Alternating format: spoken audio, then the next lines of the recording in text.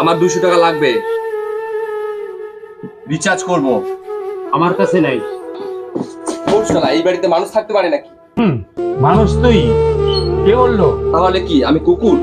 কুকুরও না মানুষের কথা শুনে। বলে নাও, আমিও যেদিন কিছু করবো না সেদিন আমিও দেখাবো। সে দেখতেই পাচ্ছি, একটা অপদার্থ ছেলে বসবাসের স্বপ্ন দেখছে।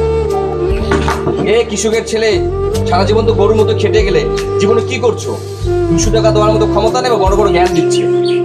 30 বছর ধরে যে তোকে সহ্য করছি, এটা কম কথা?